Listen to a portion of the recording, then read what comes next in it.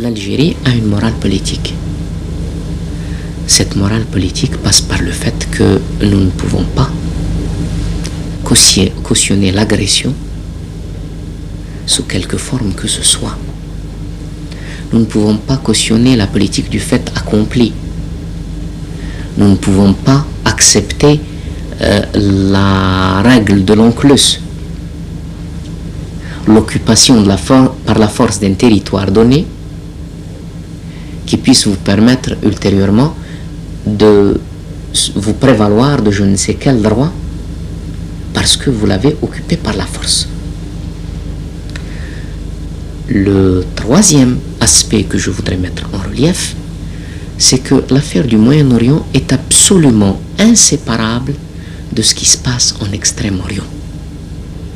Dans le monde, il y a des forces progressistes, il y a des forces impérialistes.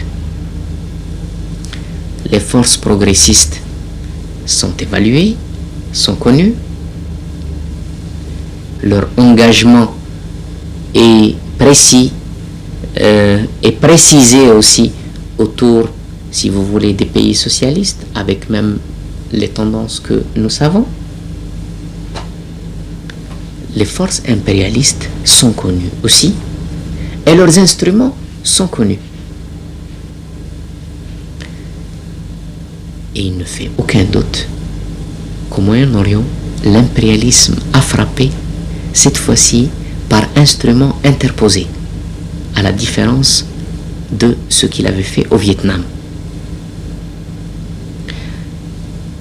Si nous ajoutons cet élément aux autres éléments africains, peut-être même qui sont passés en Asie ou en Europe, d'autres, nous sommes obligés d'aboutir à la conclusion qu'il y a un plan impérialiste qui est mis en application. Je pose tout simplement la question, à quel tour et comment ?